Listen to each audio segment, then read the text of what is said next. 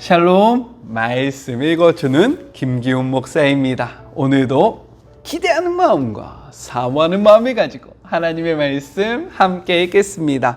출애굽기 19장 14절부터 25절까지의 말씀입니다. 모세가 산에서 내려와 백성에게 거룩한 만남을 준비하게 하니 그들이 저마다 자기 옷을 깨끗이 빨았다. 모세가 백성에게 말했다. 셋째 날을 준비하고 여자와 잠자리를 같이 하지 마십시오. 셋째 날 저녁녘에 천둥 소리가 크게 울리고 번개가 치고 짙은 구름이 산을 뒤덮었다. 귀청을 찢는 듯한 나팔 소리가 울려 퍼졌다. 진 안에 있던 모든 백성이 두려워 떨었다. 모세는 백성이 하나님을 만날 수 있도록 그들을 이끌고 진 밖으로 나왔다. 그들은 긴장하며 산기슭에 섰다. 하나님께서 불 가운데 그곳으로 내려오시니 시내산에 연기가 자욱했다. 마치 용광로에서 나오는 것처럼 연기가 뿜어져 나왔다. 산 전체가 크게 흔들리며 진동했다. 나팔 소리가 점점 크게 울려 퍼졌다. 모세가 아뢰자 하나님께서 천둥 소리로 응답하셨다. 하나님께서 시내산 꼭대기로 내려오셨다. 하나님께서 모세를 산 꼭대기로 부르시니 모세가 올라갔다. 하나님께서 모세에게 말씀하셨다. 너는 내려가서 백성에게 경고하여라. 하나님을 보겠다고 경계선을 넘어 들어오다가 많은 사람들이 죽는 일이 없게 하여라. 제사장들에게도 경고하여 거룩한 만남을 준비하게 하여라. 그렇게 하지 않으면 하나님이 그들을 칠 것이다. 모세가 하나님께 아뢰었다. 백성은 시내산에 올라올 수 없습니다. 하나님께서 산 주위에 경계선을 정해서 거룩한 산 앞에서 경외심을 가져라 하고 우리에게 이미 경고하셨기 때문입니다. 하나님께서 모세에게 말씀하셨다. 내려가서 아론을 데리고 다시 올라오너라. 그러나 제사장들과 백성이 경계선을 넘어 하나님에게 올라오는 일이 없게 하여라. 경계선을 넘으면 하나님이 그들을 칠 것이다. 모세가 백성에게 내려가서 그들에게 전했다. 이것은 하나님의 말씀입니다. 가족과 함께 쉼이 있는 행복한 명절 시간 보내셨습니까? 오늘부터 다시금 삶의 자리가 시작되는데요. 좀 그렇죠? 말씀과 함께함으로 우리 힘내면서 하나님이 허락하신 삶의 자리에서 파이팅 있게 살아갔으면 좋겠습니다. 우리 같이 해봐요. 파이팅! 오늘 말씀은요, 내용상 제가 크게 두 부분으로 나눠서 좀 말씀을 전해보려고 합니다. 먼저 첫 번째, 거룩한 만남을 준비하라 입니다. 하나님과 만남을 가지기에 앞서서 하나님이 요구하신 것이 있어요. 먼저는 옷을 빠는 것입니다. 이 옷을 빤다는 것은 제가 어저께 이야기했죠. 우리의 죄를 고백하고 우리의 죄를 회개하는 것. 이것이 바로 옷을 빤다라는 개념인 거예요.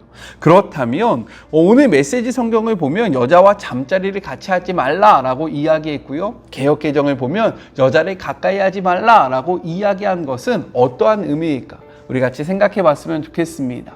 이 의미는 무엇이냐면 하나님이 성관계를 싫어하시나? 하나님은 성관계를 부정하다라고 생각하시나? 이러한 관점으로 바라보면 안 된다는 겁니다. 왜냐하면 하나님은요, 결혼이라는 제도 안에서 우리에게 성관계를 허락하셨고요. 이러한 성적인 결합을 통해서 생육하고 번성할 것을 우리에게 명령하셨어요. 그렇다면 이 의미는 무엇인가? 왜 하나님은 언약, 율법을 주시기 전에 이렇게 우리에게 여자와 서로 성적인 결합을 하지 말라라고 말씀하셨냐? 우리 사랑하는 청년들은 아직 모를 거예요. 그렇죠? 모르죠? 몰라야만 합니다. 알아서는 안 돼요. 알지 않았으면 좋겠어요. 왜냐하면 세상 속에서 사실 지금 우리 청년들 중학생만 돼도 서로 교제하면 요즘에 성관계를 맺는 그러한 시기인데 대학생 청년들, 20, 30대 청년들이 교제를 하면서 성관계를 맺는 것 세상 속에서는 아무런 일이 아니라는 거 잘 알고 있습니다. 하지만 우리는요, 세상의 법칙을 쫓아가는 자들이 아니라 하나님의 말씀을 쫓아가는 자들이라는 거예요. 하나님은요, 이러한 성적인 결합, 성관계를 결혼 안에서만 허락하셨어요. 그렇기 때문에 우리 청년들은 모르는 이러한 영역을 제가 지금 결혼을 했으니까요. 제가 결혼 10년 차인 거 알고 계시죠? 10년 차? 네. 조금 알려드리려고 합니다. 이것을 알아야지만 오늘의 이 개념을 알 수 있기 때문인 거예요. 결혼을 하시고 성관계를 맺어보면요. 이 성관계를 맺다라는 이런 원어적 의미는 하나가 되다. 하나가 둘이 아니라 완전한 하나가 되는 것을 의미합니다. 이것이 언제 쓰이냐면 하나님과 우리가 서로 알다라고 할 때 쓰이는 단어가 우리 인간들 사이에서 성적인 결합을 통해서 안다라는 개념과 같다라는 거예요. 즉 이렇듯 친밀함, 하나됨을 나타내는 것이 바로 성관계입니다. 하나님은요, 이를 통해서 말씀하는 거예요. 내가 너희와 언약을 맺으면서 하나가 되기 전에 너희가 서로 하나가 되지 마라. 내가 너희와 친밀함을 이루기 전에 너희가 서로 사랑하고 너희가 서로 친밀해지는 것을 내가 원하지 않는다. 이것이 먼저가 되면 안 된다라는 거예요. 하나님과의 관계성 속에서 하나가 되고 하나님과 먼저 친밀함을 누린 다음에 이웃과의 친밀함을 누리고 그리고 우리가 살아가는 삶의 자리에서 친밀함을 누려야 되는데 이 관계가 어긋나면 어떻게 되냐? 지금 마치 우리가 살아가는데 인권이 먼저냐 신권이 먼저냐 하나님의 말씀이 더욱더 중요하냐 아니면 우리 안에서의 사랑이 더욱더 중요하냐 이러한 문제가 발생된다라는 것입니다. 따라서 하나님은요 이스라엘 백성과 언약을 맺기 전에 너희는 나와 친밀감을 누리고 나와 먼저 결합해야 하는 존재들이지 너희끼리 서로 사랑하고 너희끼리 서로 교제하고 너희끼리 친밀감을 누리는 것이 아니다 라는 순서를 말해주기 위해서 여자와 잠자리를 하지 말라라고 말씀하셨다라는 거예요. 이 말씀을 우리는 기억해야 합니다. 사랑하는 건 너무나도 좋아요. 우리 안에 서로가 끈끈해지는 건 너무나도 좋습니다. 하지만 이것이 하나님과의 관계보다 앞서서는 안 되고요. 하나님과의 친밀함보다 앞서서는 안 되는 거예요.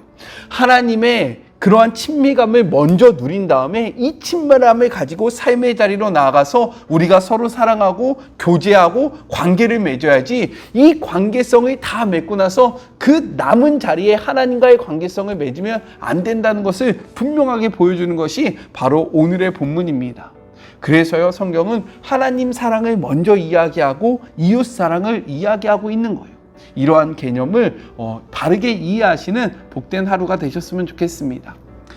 둘째, 경고의 참 의미입니다. 오늘 본문을 보면요 하나님과 이스라엘 백성이 만나는 그 자리가 어떻습니까? 너무 두렵고 떨린다라고 이야기해요. 그래서 말씀을 보니까요 진 안에 있던 모든 백성이 두려워 떨었다라고 이야기해요. 또한 하나님께서 불 가운데 내려오시니 산에 연기가 자욱했다. 마치 용광로에서 나오는 것처럼 연기가 뿜어져 나왔다. 산 전체가 흔들리고 진동했다. 나팔 소리가 귀가 찢어질 것처럼 울렸다. 하나님의 그러한 임재가 너무나도 장엄하였음을 분명하게 보여주고 있습니다. 그러면서 하나님은 계속해서 말씀하세요. 내가 정한 이 경계선을 넘어오지 않도록 모세 너는 너의 백성에게 가서 계속해서 이야기하여야 한다. 이 경계선을 넘지 마라 라고 이야기해야 한다 라고 계속해서 반복해서 말씀하십니다.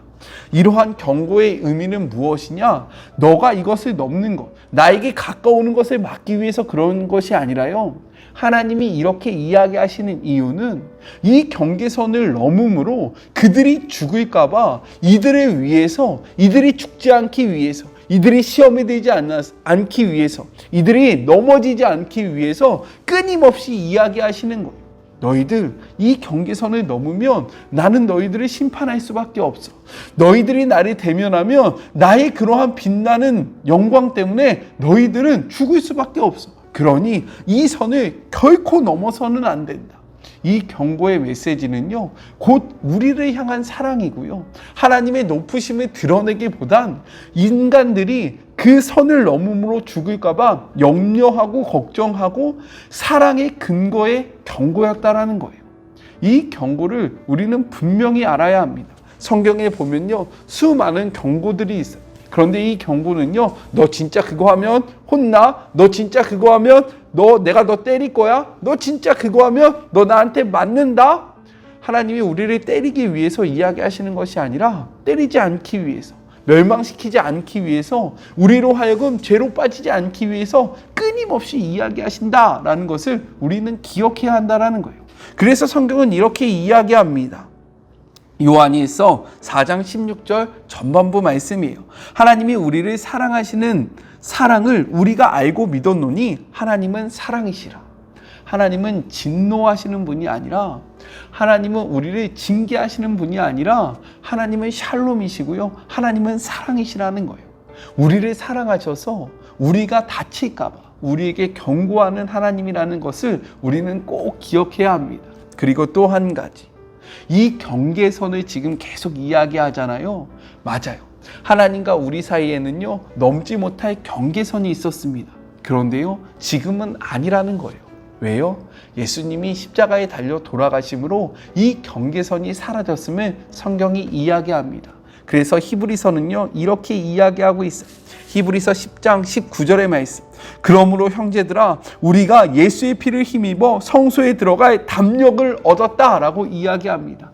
예수의 피로 말미암아 이제는 우리가 하나님과 대면할 수 있고요, 하나님을 바라볼 수 있고요, 하나님을 가까이 할 수 있게 되었다라고 이야기하고 있는 거예요. 우리 이러한 축복을 우리의 삶 속에서 온전히 누리는 주의 모든 자녀들이 되었으면 좋겠습니다. 예수의 피를 힘입어 하나님 앞에 나아가 하나님을 대면하며 하나님과 함께하는 그런 복된 하루가 됩시다. 우리 같이 기도할까요? 하나님 감사합니다. 긴 휴식이 끝났고요, 이제 다시 삶의 자리로 나아가야 하는 시간입니다. 하나님께서 허락하신 그 삶의 자리에서 말씀을 소유하고 최선을 다하여 살아가는 주의 모든 자녀들이 되게 하여 주시옵소서. 하나님과의 그 거룩한 만남을 준비하게 하여 주시옵소서. 하나님보다 먼저 된 그 모든 것들을 우리의 삶 속에서 끊어내는 주의 모든 자녀들이 되게 하여 주시옵소서. 또한 하나님이 우리를 향하여 말씀하시는 것은 하나님의 사랑을 근거하고 있다, 하나님의 사랑 안에서 이루어진다라는 것을 기억하며 주님의 사랑을 확인하는 그런 복된 시간이 되게 하여 주시고, 이제는 우리가 예수 그리스도로 말미암아 하나님과 대면할 수 있음을 고백하오니 하나님을 바라보고 하나님을 가까이 하는 주의 모든 자녀들이 되게 하여 주시옵소서. 함께 하실 주님을 기대하며 거룩하신 예수님의 이름으로 기도드립니다. 아멘. 오늘 하루 하나님의 말씀과 함께함으로 힘을 내시는 그런 복된 시간이 되었으면 좋겠습니다. 저는요, 또 내일 만나도록 할게요. 사랑하고 주님의 이름으로 축복하면서 오늘 하루도 힘내세요. 우리 내일 만나요. 안녕. 오늘도 수고하셨습니다.